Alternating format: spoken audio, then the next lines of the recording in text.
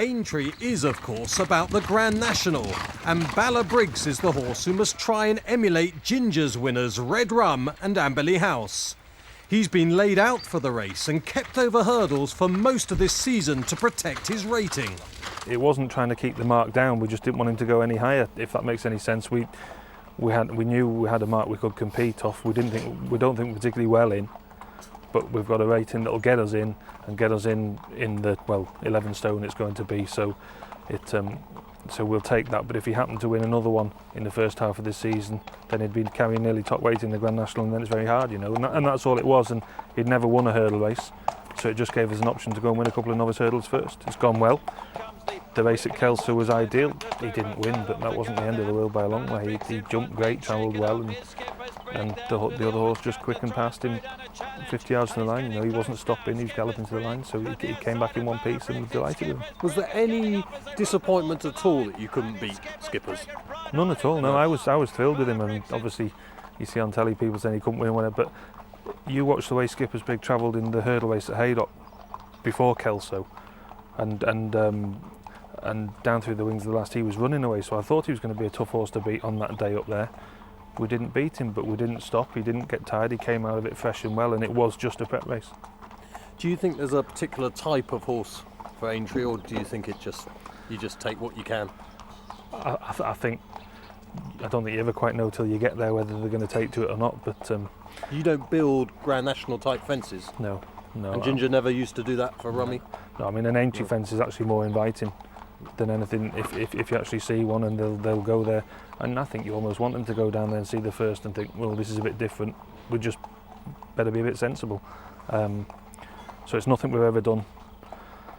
You need a horse, obviously you need a horse that gets a trip, but you need a horse to travel as well. There'll be one or two of these 4-mile chasers won't see which way they've gone for the first 2 miles and the race is gone, you know, so he's a good travelling horse, Ballabriggs, and Touchwood, a very neat jumping horse, so I'd like to think he's going to travel well for a long way if he takes the place, and he'll be bang there crossing the Melling Road, and what happens from there we'll find out. So the theory with the old saying, and it's very much a cliche, and I'm not sure if there's any truth in it at all, but the old saying that you need a 2.5 miler to win the National, is there an element of truth for that, for the way you travel in the first half of the race, because they go so quick over those first few fences? Oh, you definitely need a bit of speed to be able to travel. I mean, people said about Amberley House, when Amberley House came to us, he was only a 2-2.5 miler. All his form in Ireland was over 2 and 2.5, and he was a very good workhorse. There's a lot of horses can get outpaced very quickly around Aintree, and when you're flat out, that's when accidents start happening. So I think it's not quite as significant as it used to be, but you still need a bit of boot to be able to travel well through the first half of the race. And ground conditions for Bella? Obviously fine, we wouldn't want either extreme, but nice, good to soft end, and that would be absolutely fine. He wouldn't want heavy ground. He's a presenting, although he's a big horse, he is a presenting, so he wouldn't want bottomless ground, but we'll take whatever comes.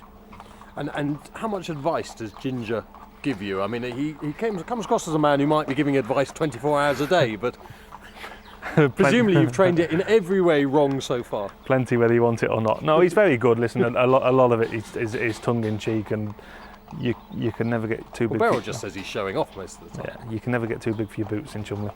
Tell that to Ginger, Donald. He's under control, at least at the moment. I'm very relaxed and switched off about it all now. I never used to get wound up anyway. Obviously, you know, you work into a peak, and you get to that peak and you get just a shade edgy perhaps.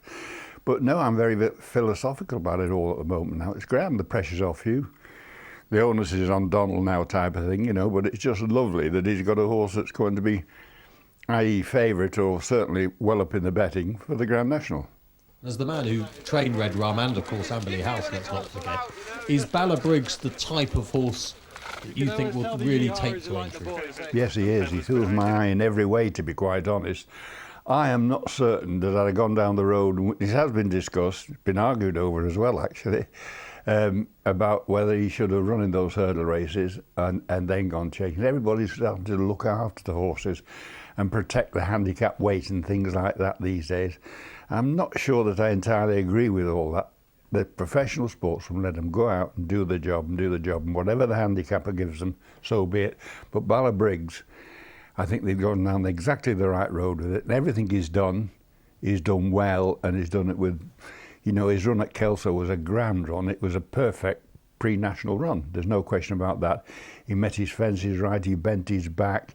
He's a lovely, lovely big horse. And if I can see him going out into the countryside second time round in the top 18 and just creeping up, making a little bit of ground, he's going to run an awfully big race. People talk about sort of national type horses. As far as I can see, though, you almost any shape and size. People say 2.5 milers, but then you get 4 or 5 milers winning it. Is there any sort of type of horse that you think is suited to the race, or does it just depend on the animal on the day? Look, I've watched a lot of nationals now. They come in all shapes and sizes. And the lovely thing about horses is that they make liars of you. All our so-called experts call me an expert in some ways, and people say I've got a good eye for a Liverpool horse. Yes, maybe I have. But most of the horses, and the staying horses we've bought in the past, the one thing that's lodged in the back of our minds, and hopefully in the back of Donald's mind as well, is will it jump Liverpool? Something like that, because, you know, there's no question about it. That race course and that race is unique. And still unique, in your opinion? No question. We keep these do-gooders away, and one thing and another like that. Yes, stop them trying to make it into a bog-standard 4.5 mile chase. I was there the other day for the pressing. Bring the drops back a little bit. Bring the drops back. Make the open ditches that little bit bigger.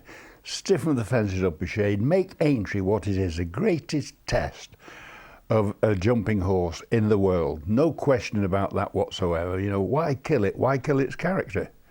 And you've had great days there, of course. Just going back to Rummy, do you ever feel sorry for Crisp? Well, it breaks my heart every time I think about it. People used to say, you feel sorry for Crisp? What a stupid bloody question. Do I feel sorry for Crisp? We'd won a national. Yeah, Crisp was a grand horse, a good horse. But I'll tell you something. My horse carried 12 stone the next year. And you didn't see him wobbling around like a drunken man. He ran his race out as true as a gun barrel. Straight, kept up. You didn't see him wobbling and waddling around type of thing. Chris that day put up a brilliant exhibition of jumping, and Richard Pittman, who was a friend of ours, I mean, Richard gave him a great ride. There's no question about that at all. And we got lumps of weight off him. We did. I mean, no question about that whatsoever. But he wasn't the Liverpool horse that Red Rum was. Donald's been doing brilliantly as a trainer, getting towards 100 winners this season. Do you feel that it would be good for him to, I mean, obviously every trainer wants to win a national, but to win a national because he is your son and you're so connected with Aintree, just so that people start thinking about Donald McCain and the Grand National, perhaps rather than Ginger? Oh, I think that's grand, and it's a great compliment too, that the name and that he should be.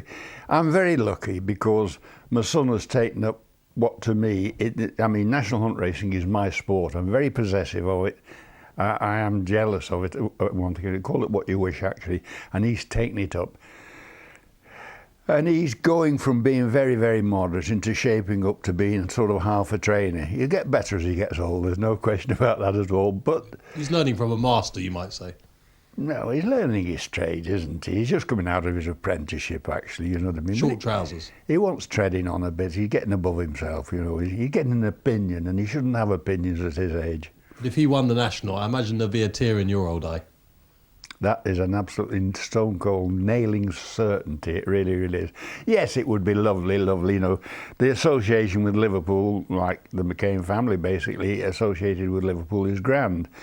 And, you know, we have ambitions to win it again. There's no question about that at all. It would be magic if Donald could do. The next alternative is to breed one or own one ourselves, actually. It's as simple as that. But Liverpool is Liverpool, and the Grand National is a race which is absolutely second to none. Ginger can't wait for the big day.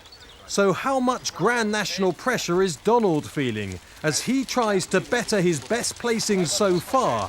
A 6th for Ballabriggs' owner Trevor Hemmings with Cloudy Lane in 2008.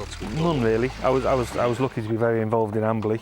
I used to ride him every day and whatever, and was very involved in what happened with him. So in one sense, we feel we've already had, between us, we've had one, you know, but somewhere along the line it would be nice, but with things going the way they are, it really isn't. You know, we're not a one race yard now, thankfully. Obviously it would mean a lot, but it's certainly not the be all and end all. We know David Pipe has to live with the fact that Martin was 15 times champion trainer or whatever it was.